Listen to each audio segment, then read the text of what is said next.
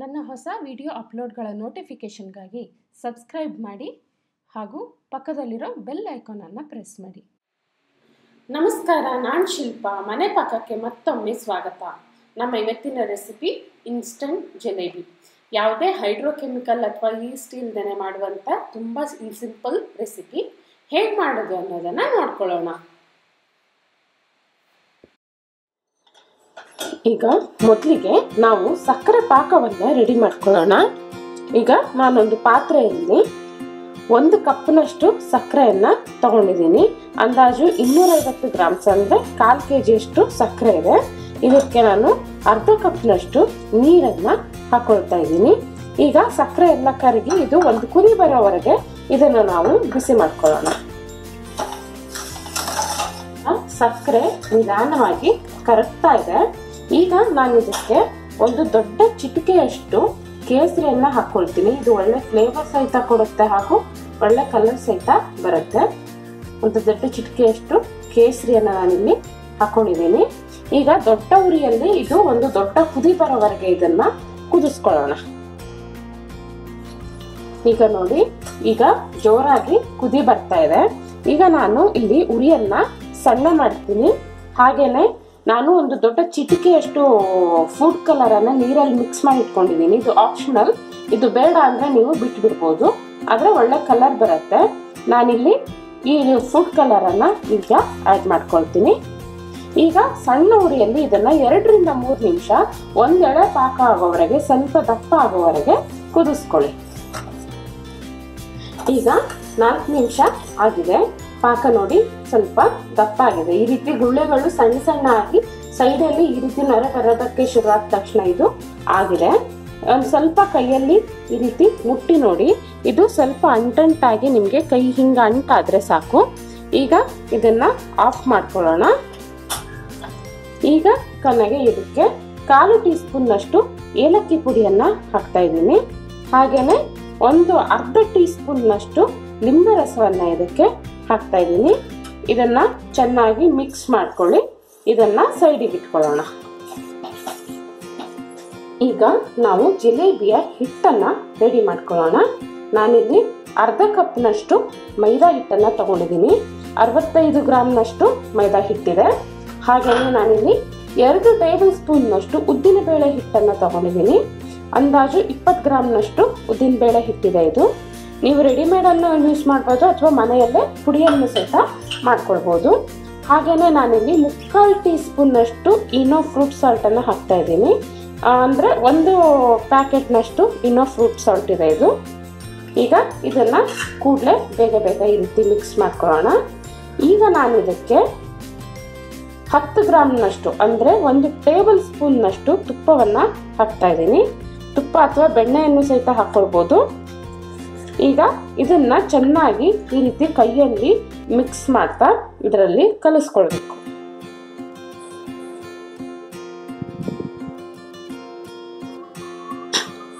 ಈಗ ತುಪ್ಪ ಚೆನ್ನಾಗಿ ಹಿಟ್ಟಲ್ಲಿ ಮಿಕ್ಸ್ ಆಗಿದೆ. ಈಗ ಸ್ವಲ್ಪನೇ ನೀರು ಹಾಕ್ತಾ, ತುಂಬಾ ತೆಳ್ಳಗೂ ಅಲ್ಲದ ತುಂಬಾ ದಪ್ಪನೂ ಅಲ್ಲದ ಒಂದು ಹಿಟ್ಟನ್ನ ನಾವು ಕಲಿಸ್ಕೋಬೇಕು. ಕೈಯಲ್ಲೇ ಕಲಿಸ್ತಾ ಇದ್ದೀನಿ. ನೀವು ವಿಸ್ಕ್ ಅಥವಾ ಸ್ಪೂನ್ ಅನ್ನು ಸಹಿತ ತಗೊಳ್ಬೋದು. ಇದನ್ನ ಈ ರೀತಿ ಗಂಟಿಂದ ಇದ್ದಂಗೆ ಸ್ಮೂತ್ ಆಗಿ ಕಲಿಸ್ಕೊಳ್ಳೋಣ.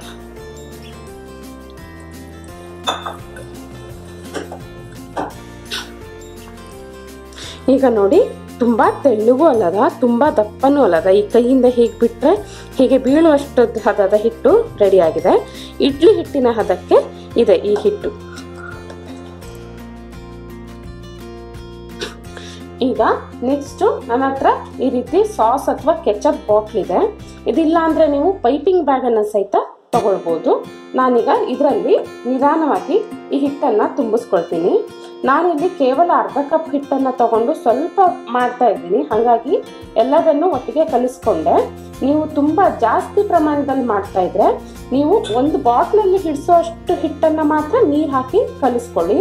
ತುಪ್ಪದವರೆಗೆ ಮಿಕ್ಸ್ ಮಾಡಿ ನೀವು ಇಟ್ಕೊಂಡು ನಿಧಾನಕ್ಕೆ ಸ್ವಲ್ಪವನ್ನೇ ತಗೊಂಡು ನೀರು ಹಾಕಿ ಕಲಿಸ್ಕೊಳ್ಳಿ. ಯಾಕೆಂದ್ರೆ ಇದು ಈನೋ ಪೌಡರ್ ಹಾಕಿರೋದ್ರಿಂದ ಈನೋ ಹಾಕಿ ನೀರು ಹಾಕಿ ಕಲಸಿ ತುಂಬಾ ಹೊತ್ತು ಇಟ್ಟರೆ ಅದು ಲಾಸ್ಟಿಗೆ ಕೊನೆಗೆ ಜಿಲೇಬಿಗಳು ಉಬ್ಬೋದಿಲ್ಲ. ಈಗ ಇದನ್ನ ಇದರಲ್ಲಿ ಫಿಲ್ ಮಾಡ್ಕೊಳ್ಳೋಣ. ಈಗ ನಾನಿಲ್ಲಿ ಎಣ್ಣೆಯನ್ನ ಕಾಯೋದಕ್ಕೆ ಇಟ್ಕೊಂಡಿದ್ದೀನಿ. ಎಣ್ಣೆ ತುಂಬಾ ಬಿಸಿ ಆಗಬಾರ್ದು, ಮೀಡಿಯಂ ಹಾಟ್ ಇರಬೇಕು ಎಣ್ಣೆ. ಉರಿಯನ್ನ ಸಣ್ಣ ಇಟ್ಕೊಳ್ಳಿ. ಈಗ ನಿಧಾನಕ್ಕೆ ಈ ರೀತಿ ಜಿಲೇಬಿಗಳನ್ನ ಬಿಟ್ಕೊಳ್ಳೋಣ. ಶೇಪ್ ಹೇಗಾಗತ್ತೆ ಅನ್ನೋದನ್ನ ಯೋಚನೆ ಮಾಡಬೇಡಿ, ಯಾಕಂದ್ರೆ ಅಪರೂಪಕ್ಕೆ ಮಾಡೋದ್ರಿಂದ ಇದು ಪ್ರಾಕ್ಟೀಸ್ ಇದ್ರೆ ಕರೆಕ್ಟ್ ಆಗಿ ಬರುತ್ತೆ ಶೇಪು. ಈ ರೀತಿ ಜಿಲೇಬಿಗಳನ್ನ ಬಿಟ್ಕೊಳ್ಳೋಣ. ಇದನ್ನ ನಸುಗೆಂಪು ಬಣ್ಣ ಬರೋವರೆಗೆ ಸಣ್ಣ ಉರಿಯಲ್ಲೇ ಕರ್ಕೊಳ್ಬೇಕು. ಮಧ್ಯ ಮಧ್ಯ ಈ ರೀತಿ ಇದನ್ನ ಮಾಡ್ಕೊಳ್ಳಿ. ಮಧ್ಯ ಮಧ್ಯ ಇದನ್ನ ತಿರುಗಿಸಿ ಹಾಕೊಳ್ಳಿ. ಇದನ್ನ ಸಣ್ಣ ಉರಿಯಲ್ಲಿ ಕರ್ಕೊಳ್ಳೋಣ. ಈಗ ಇದು ನಸುಗೆಂಪು ಬಣ್ಣಕ್ಕೆ ಬಂದಿದೆ. ಈಗ ಬಿಸಿ ಬಿಸಿ ಜಿಲೇಬಿಯನ್ನ ಕೂಡಲೇ ಇದ್ರಲ್ಲಿ ಹಾಕಿ ಸೌಟಿಂದ ಈ ರೀತಿ ಪ್ರೆಸ್ ಮಾಡಬೇಕು, ಲೇಟ್ ಮಾಡಬಾರ್ದು.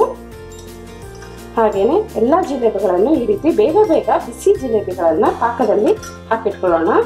ಪಾಕ ತುಂಬಾ ಬಿಸಿ ಆಗಿರಬಾರ್ದು, ವಾರ್ಮ್ ಆಗಿರ್ಬೇಕು, ಬೆಚ್ಚಗಿರ್ಬೇಕು. ಈ ರೀತಿ ಹಾಕಿ 1 ನಿಮಿಷ ಇದನ್ನ ಪಾಕದಲ್ಲಿ ಇಟ್ಕೊಳ್ಳೋಣ.